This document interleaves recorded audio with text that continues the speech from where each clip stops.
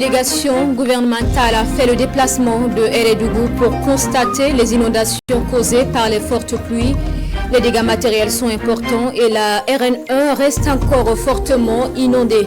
Les ministres ont traduit des messages de soutien aux sinistrés.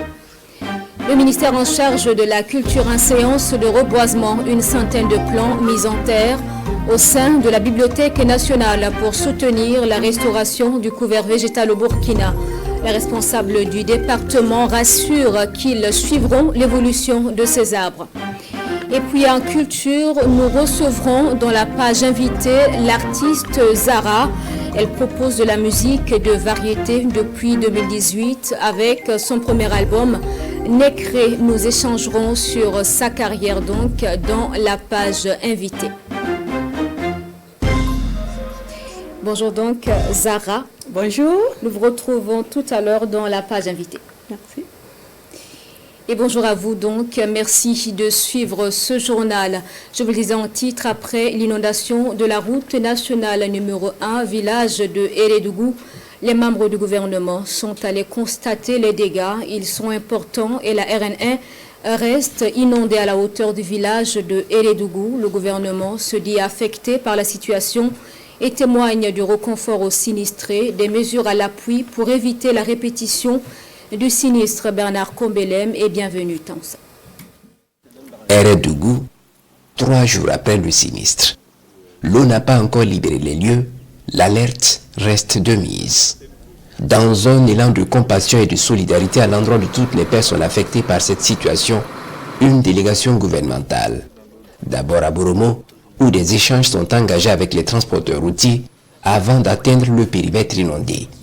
Des échanges francs et fructueux qui confirment que ces professionnels du transport en chômage technique ne sont pas abandonnés à leur sort. Tout le monde est garé pendant 2-3 jours, c'est pas chose aisée, donc le trafic routier est carrément suspendu. Et le fait de venir remonter déjà le moral, c'est déjà bon. Donc on ne fait que remercier les autorités qui ont été appuyées par les autorités locales. Voilà, donc comme c'est un phénomène naturel, je crois que d'ici là, les gens vont travailler vraiment à ce qu'on puisse trouver une solution palliative. L'on dénombre 75 ménages affectés du côté du village de Hérédougou et 37 à Boro pour un total de 827 sinistrés. Leurs besoins prioritaires urgents restent les abris, l'alimentation et l'eau potable. Actuellement même, nous avions déjà affrété un camion de vivres et d'effets d'habillement et autres matériels pour pouvoir les soutenir. Mais nous comptons avec l'accompagnement des responsables, des autorités administratives locales, identifier un site un peu loin de la zone inondable afin d'ériger des abris d'urgence. Un autre objectif de cette sortie gouvernementale est de faire en sorte que cette situation devenue répétitive ne se reproduise plus. Nous avons été mandatés par son Excellence le Président du Faso et son Excellence le Premier ministre et venir voir effectivement des visites ce qui se passe effectivement sur le terrain. On sait qu'il y a plein de désagréments qui se sont posés, notamment pour les usagers de la route et aussi pour les riverains. On avait instruit effectivement de commanditer des travaux, des études pour qu'on puisse résoudre définitivement le problème d'immersion d'eau ici. Donc c'est les études en tout cas que nous avons nous amène à avoir un ouvrage de 70 mètres, un pont qu'on va construire en aval à 80 mètres de cet ouvrage-là. Et on va rehausser totalement la ligne rouge pour permettre aux eaux de couler normalement. Pour toute infrastructure qui est mise en place, notamment routière, il faut la question de la végétalisation. Voilà, il faut reboiser le maximum, ça permet d'amoindrir ce que nous avons comme situation. Et en tant que département en charge de l'eau, nous allons travailler également à la mobilisation des eaux de surface. Parce que vous voyez tout ce qui est tombé, d'ici une semaine on ne verra plus, c'est parti où? Donc ça va se retrouver dans la mer. Donc on peut les mobiliser et les utiliser autrement, tels que les barrages que nous avons. À l'heure actuelle, difficile de faire une évaluation exhaustive des dégâts en raison du statu quo. Et au moment où nous quittions les lieux, le trafic routier était toujours à l'arrêt sur ce tronçon de la RN1. Les acteurs de la veille citoyenne de Waiguia dans la région du Nord appellent le gouvernement à une refondation de la justice. Réunis à la place de la Nation, ils ont exprimé leur mécontentement vis-à-vis de l'intersyndicale des magistrats. C'est au sujet de la réquisition de magistrats qui suscite de multiples réactions ces derniers jours. Aïcha Dianda et Karim Ilboudo.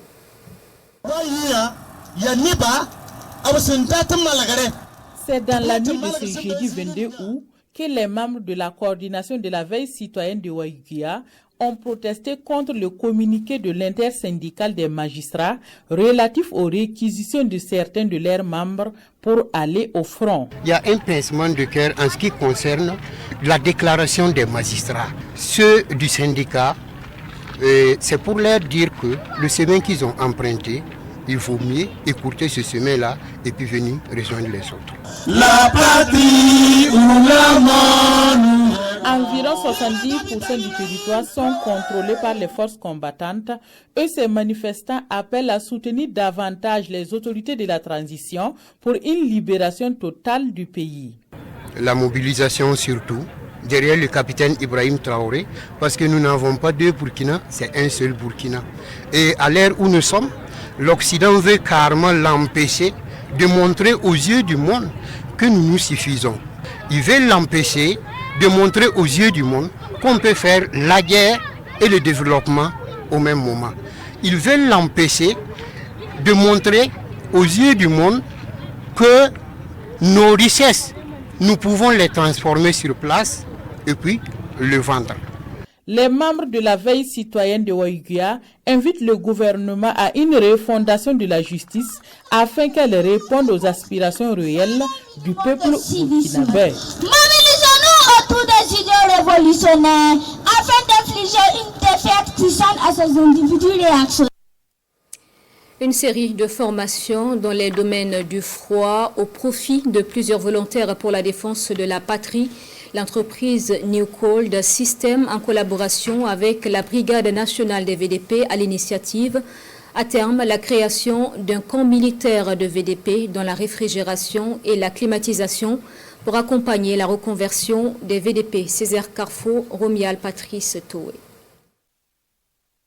Des volontaires pour la défense de la patrie à l'école de Madissa Kandé, experts dans les domaines du froid.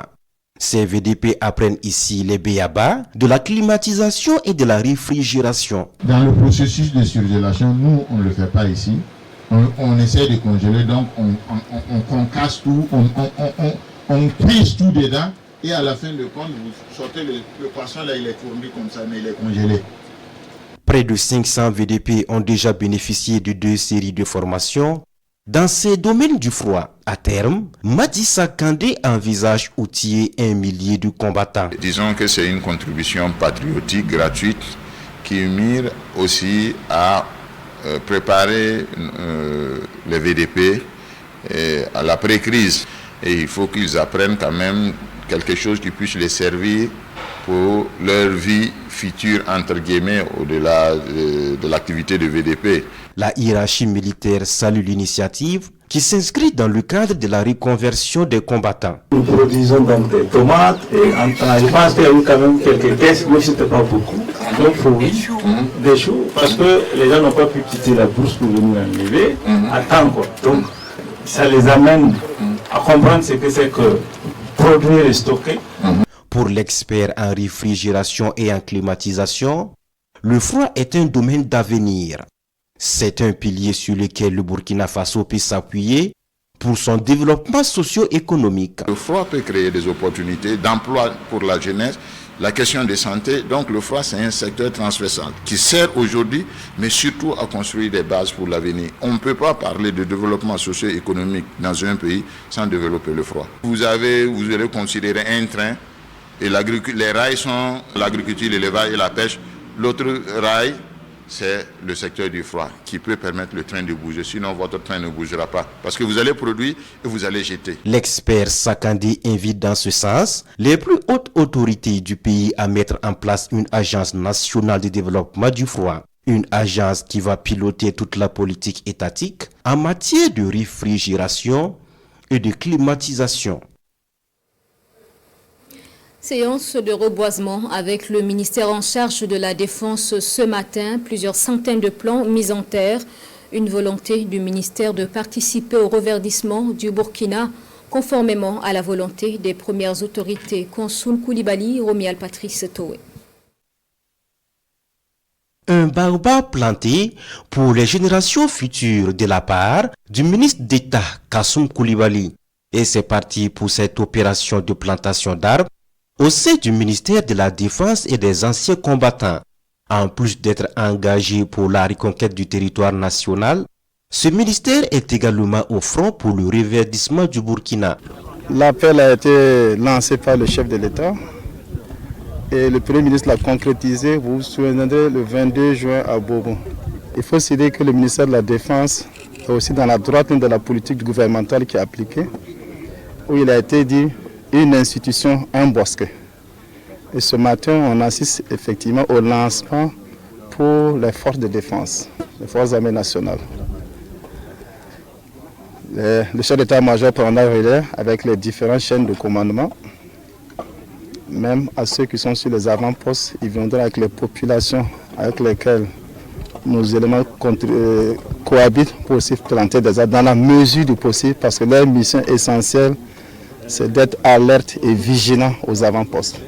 Nous avons peut-être nos calages non loin de nous pour faire cette plantation.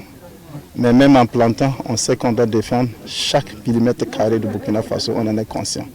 Personnel militaire et civil du ministère, associations féminines partenaires et autorités coutumières sont également présents pour cette opération de reboisement. La femme doit agir là où elle peut pour accompagner son frère, son mari, pour pouvoir lui donner la force nécessaire de combattre.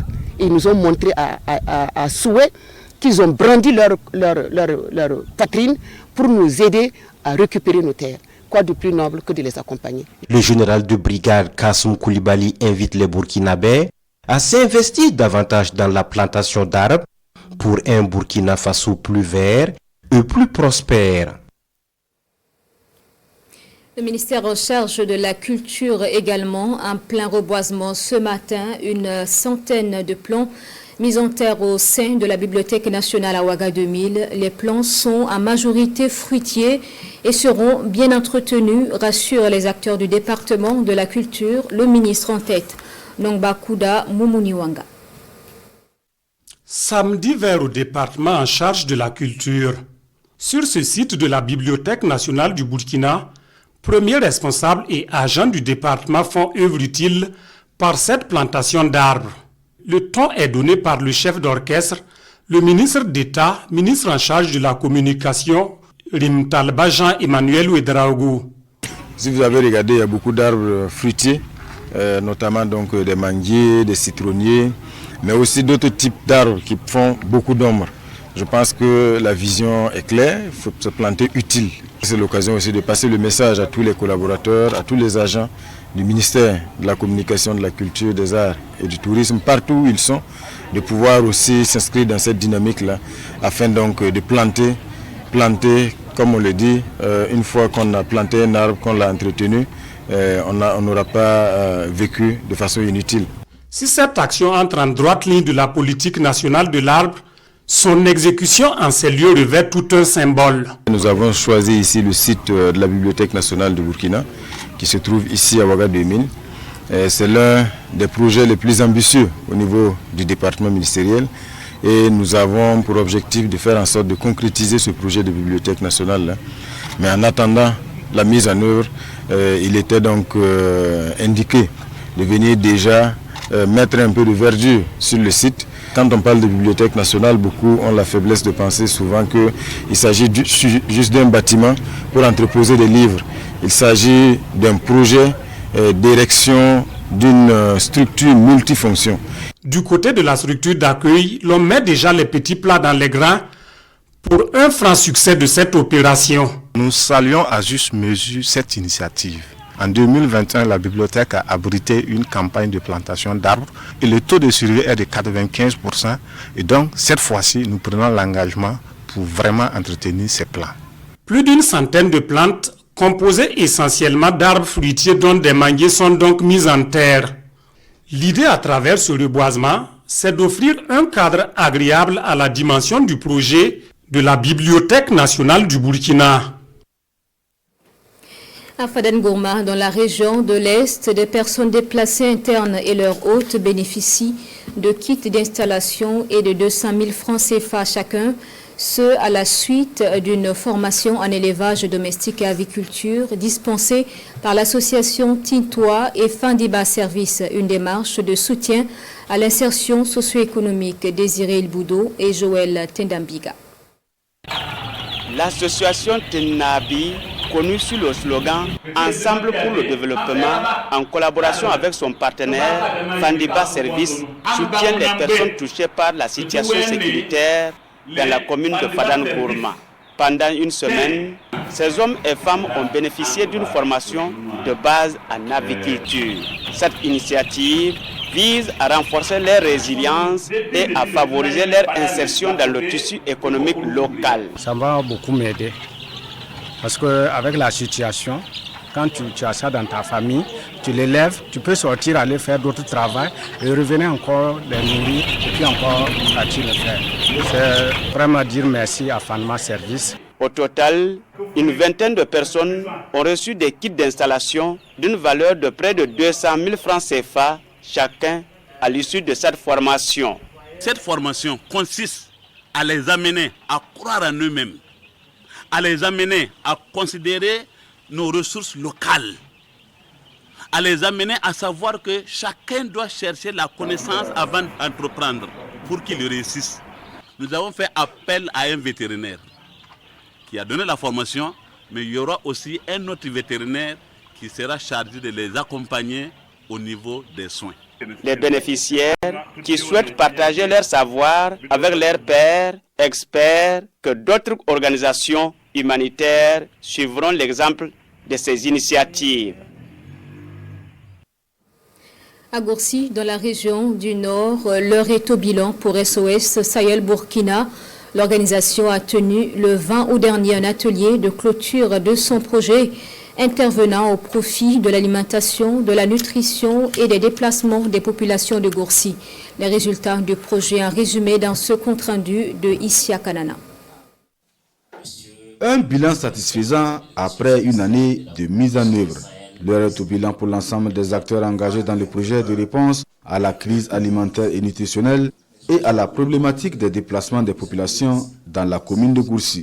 Un projet mis en œuvre par l'ONG SOS Sahel Burkina avec un impact significatif sur les populations bénéficiaires. On peut citer entre autres la réalisation de 104 abris d'urgence, la distribution de 110 kits d'articles ménagers essentiels, la réalisation de 2 forages, la dotation de 80 kits d'hygiène complets à des PDI et communautés autres, la dotation à 200 ménages de lampes familiales solaires. Nous nous félicitons de ce processus engagé qui va se poursuivre dans les prochains mois. Cet atelier de Gourcy vient donc clôturer ce projet lancé en septembre 2023. Le lieu pour les bénéficiaires de traduire toutes leurs satisfactions et leurs reconnaissances à l'ensemble des acteurs du projet. SOS Sahel Burkina nous a beaucoup aidés. Nous les remercions. Nous saluons également les autorités et la population de Gourcy. Que Dieu fasse prospérer leur activité et que la paix revienne au Burkina Faso. Depuis sa création en mai 1982, l'ONG SOS Sahel International Burkina met en œuvre des projets et programmes pour répondre aux besoins des populations. Elle s'engage par ailleurs à toujours jouer sa partition dans l'assistance aux personnes déplacées internes. Restitution des recommandations issues du passage de Burkina Faso au 4e cycle de l'examen périodique universel au profit des entités du système des Nations Unies.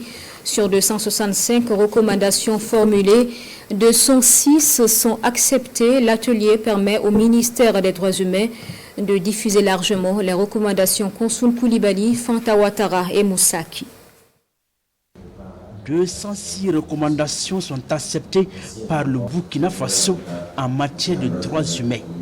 Des recommandations formulées lors de son passage au 4e cycle de l'examen périodique universel au profit des entités du système des Nations Unies. La présente rencontre vise à restituer les résultats de l'examen aux acteurs de promotion et de protection des droits humains. Elle permettra également de mieux assurer la vulgarisation de ces recommandations. Le 6 novembre 2023, le Burkina Faso est passé pour la 4e fois consécutive à l'examen périodique universel EPI à Genève, en Suisse. Et à cette occasion, plusieurs recommandations ont été formulées à l'endroit de notre pays. Ces recommandations sont entre autres l'amélioration des conditions de détention, le respect des droits humains dans la lutte contre le terrorisme, la prise en charge des victimes de terrorisme, la protection des enfants contre le mariage précoce et la lutte contre les violences basées sur le genre et l'efficacité des droits sociaux et économiques. En dépit du contexte sécuritaire difficile et de l'impact des mesures restrictives dues à la Covid-19, notre pays a enregistré un taux de 88,04% de mise en œuvre des recommandations issues du 3e cycle périodique de l'EPU. Ce taux traduit la ferme volonté de l'État au respect, à la protection et à la mise en œuvre de tous les droits humains. L'examen périodique universel est un mécanisme qui permet d'évaluer les performances de chacun des 193 États membres des Nations Unies sur la situation des droits humains.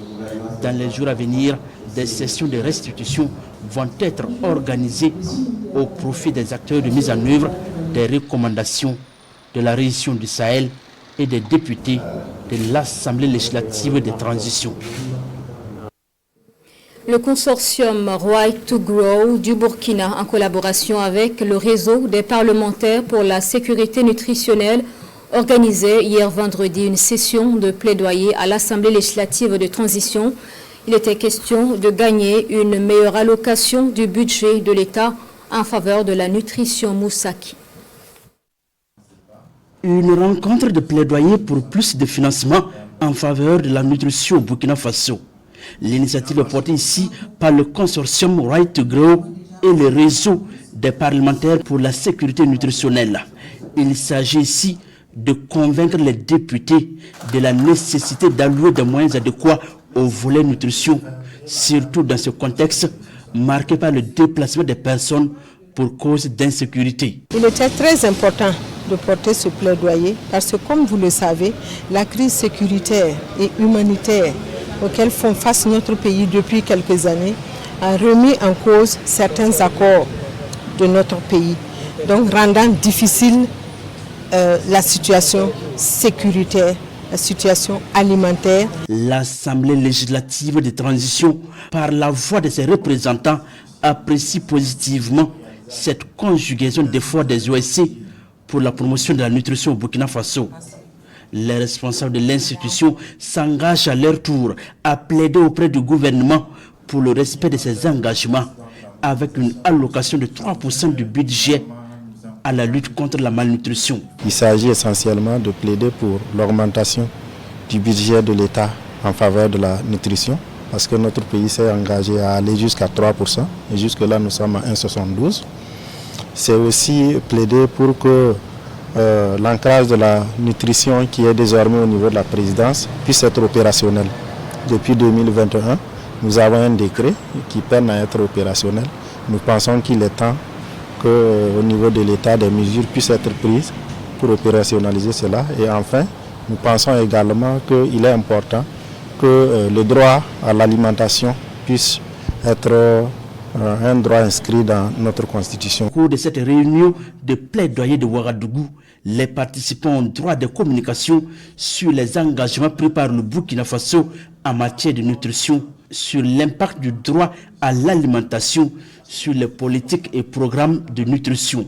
L'objectif est de mobiliser les parlementaires et bien d'autres partenaires pour la lutte contre la malnutrition au Burkina Faso. L'administration, en deuxième passage de la chimioprévention du paludisme saisonnier, plus a débuté. Les distributeurs communautaires vont se rendre dans les concessions durant 4 jours pour toucher les enfants de moins de 5 ans. Le ministère en charge de la Santé vise plus de 4 millions d'entre eux pour cette CPS+, pour ce deuxième passage donc. Sous cette pluie battante, les acteurs de la santé restent mobilisés en ce deuxième passage pour la chimioprévention du paludisme saisonnier CPS+. Le ton est ici donné à Lumbila dans la famille Ilboudo.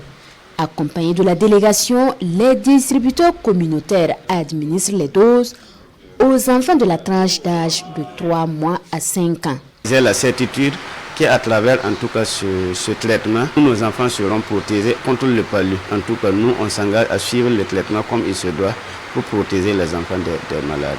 Le département en charge de la santé et ses partenaires affichent ainsi une détermination à toucher l'ensemble de la cible pour une meilleure protection des enfants contre le paludisme.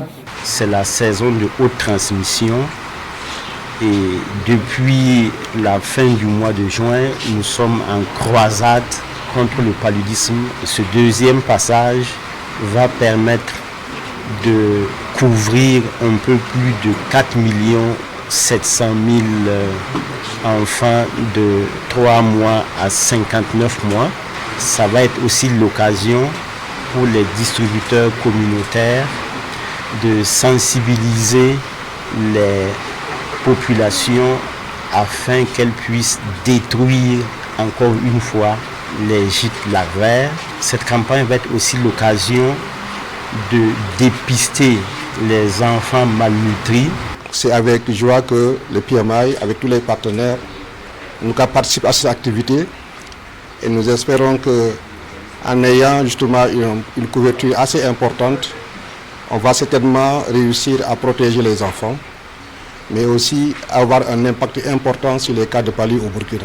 Cette campagne de chimioprévention du paludisme saisonnier se mène sur toute l'étendue du territoire. Elle est associée à des séances de vaccination des enfants contre le paludisme. Les acteurs en charge de la santé multiplient ainsi les stratégies et les moyens pour garantir une protection des enfants durant cette période critique de la maladie.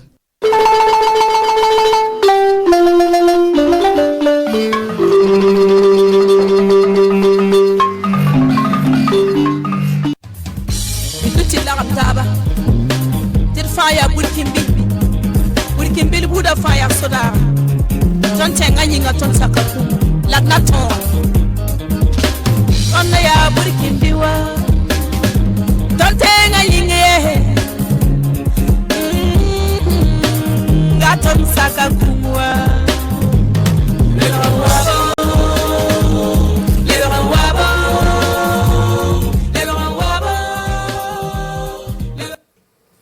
C'est donc l'artiste Azara Ouedraogo à l'état civil que nous recevons aujourd'hui dans la page culture. Vous venez de découvrir ou de redécouvrir son titre Lebranwa en hommage aux soldats burkinabé. Zara est sur ce plateau. Bonjour et bienvenue au journal de la RTB. Bonjour, merci pour l'invitation. Merci à vous. Alors, nous venons de suivre votre titre, Lebranwabo, qui est destiné aux soldats burkinabés. Parlez-nous de votre inspiration sur ce morceau. Bon, tout d'abord, je dirais merci à tous les FDS et au VDP. Et Zara, je suis une patriote. Et je me suis dit un jour, j'ai la voix, et je peux encore faire mieux en plus des prières que je fais pour la FDS. Donc j'ai décidé d'écrire la chanson pour encore plus les donner du courage. Et notre prière, c'est s'ils partent au front, qu'ils reviennent. D'accord. Et vous êtes venu avec un trophée. Trophée patriote. Que vous nous présentez. Un trophée qui m'a été remis la nuit du 31 mai au niveau du Sénasa pour mon combat aux côtés des VDP et des FDS. Patriote féminin 2024. Félicitations à vous. Merci. Vous avez débuté dans la musique avec un album de 5 titres mis sur le marché en 2018. Quel est le contenu de cet album-là? L'album parle de tout. Mariage, déception, encouragement, ça parle de tout. C'est un premier album qui est sorti depuis 2018. Après ça, je suivais avec des singles. C'est à partir de ce moment-là, j'ai décidé de soutenir rien que mes frères FDS. Et quelle est votre actualité en ce moment? Et là, je viens de faire sortir 4 singles en hommage aux FDS. Donc, j'aimerais vraiment porter le message dans toutes les casernes du Burkina, si possible, si j'ai un accompagnement. Parce que là, je le veux bien, mais c'est un peu compliqué. Voilà. C'est-à-dire, à travers ma voix, je passe le message dans toutes les casernes, juste pour sensibiliser et apporter beaucoup. Parce que je suis une mère, je suis une sœur. S'ils ont le courage d'aller au front, moi j'ai le courage de les accompagner à travers ma voix. Quels sont les projets sur lesquels vous travaillez en ce moment? Bon, je suis en train de vouloir réaliser 2 clips pour des nouvelles chansons pour les FDS. Toujours en actualité. Oui. Voilà. Et donc, vous avez décidé de toujours produire des œuvres en faveur des FDS? Toujours. Oui. Ouais, toujours. Félicitations donc pour cet engagement. Merci. Je vais vous demander un dernier mot pour vos fans. Je voudrais dire merci à tous mes frères, soldats, FDS, VDP, tous ceux qui sont là, qui combattent jour et nuit, à ce que nous retrouvons la paix, parce que sans eux, on ne peut pas être là. Donc, c'est compliqué. Dites-leur que moi, je vous dis merci pour tout. Merci à notre président, capitaine Ibrahim Traoré. Et merci à tous ceux qui sont là pour le même combat, car ce combat, nous allons sortir vainqueurs. Merci à vous également. Merci à vous également, Zara, et restez avec nous pour la suite de ce journal. La suite de ce journal, donc, avec le lancement de le lancement donc de l'essai de CARFA, donc le manuel de l'émancipation du journaliste. Nous y allons pour le reportage. CARFA, le manuel de l'émancipation, premier essai politique de Wagné Zerbo. L'ouvrage dénonce l'aliénation mentale de l'Afrique.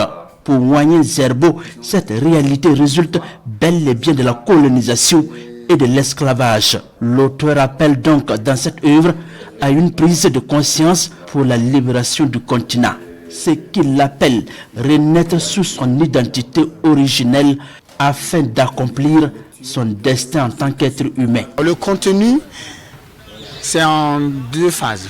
La première phase, j'ai d'abord énuméré les mentalités, ou du moins les goupilles mentales dont on se sert pour nous maintenir. Ils sont de 4 ordres. La deuxième phase, c'est comment est-ce qu'ils sont parvenus à utiliser ces 4 mentalités pour nous attacher et comment est-ce qu'on arrive à les délier et surtout à se rétablir au centre de notre origine et au centre de nos aspirations originelles. Wagné Zerbo est journaliste et réalisateur. Passionné des technologies, de l'information et de la communication TIC, il crée en 2010 le projet TIC du Faso pour doter les collectivités territoriales de compétences dans l'utilisation des TIC. CARFA, le manuel de l'émancipation, comprend 102 pages subdivisées en 8 chapitres. Il se veut un accompagnement des autorités burkinabées dans la lutte contre l'impérialisme. L'ouvrage sert également d'appui pour le maintien de la flamme du patriotisme chez la jeunesse burkinabé. Il coûte 3 000 francs CFA et est disponible à la librairie Mercury.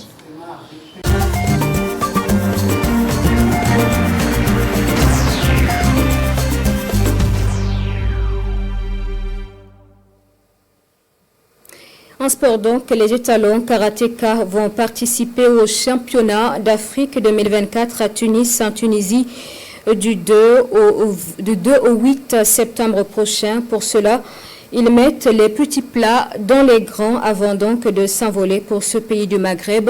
Ils s'entraînent depuis 4 mois. 16 karatékas, moins de 21 ans, vont donc prendre part à l'édition 2024. Plus de précisions avec Ismaël Ouedrago et Abdoulaye Kabouré.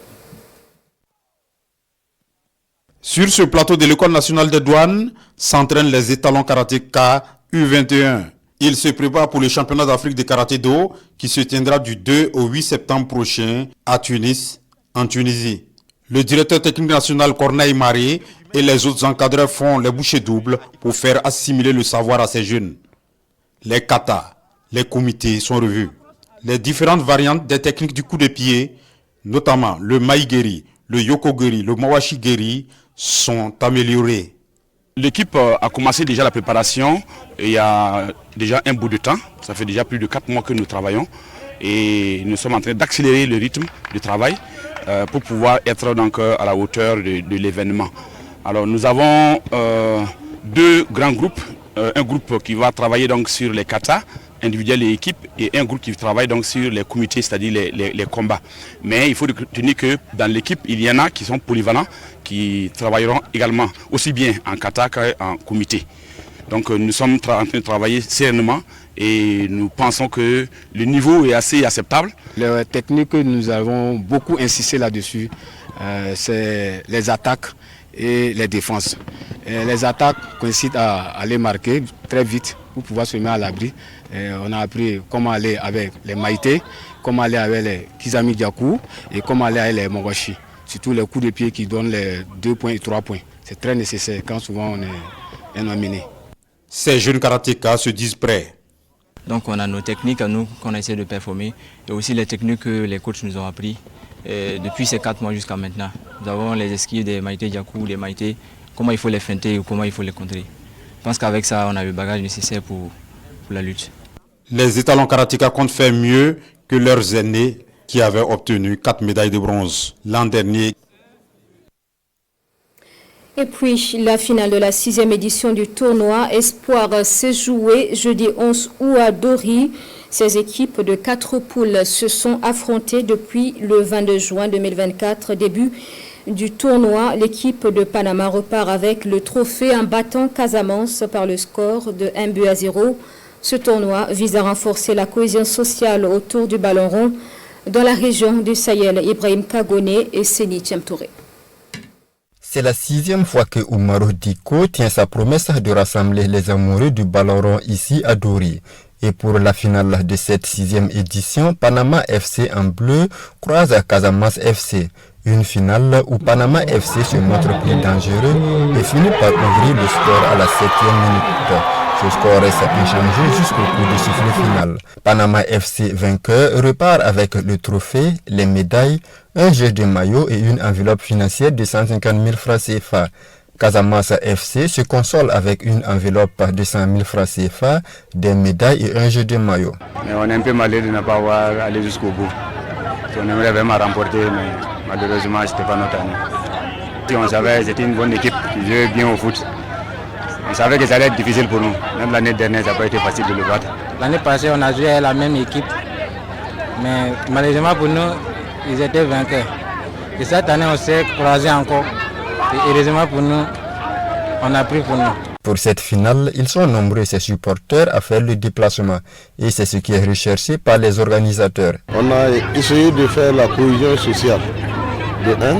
Et deuxièmement encore, c'est pour réunir tout le monde, pour essayer de retrouver la cohésion sociale et puis la paix. Surtout, on a besoin de la paix. Nous avons assisté à une très belle prestation de la part des deux équipes. C'est vrai, le meilleur a gagné, et l'équipe de Panama. Et l'esprit a été respecté, à savoir l'esprit d'équipe de solidarité qui vise à renforcer la cohésion sociale.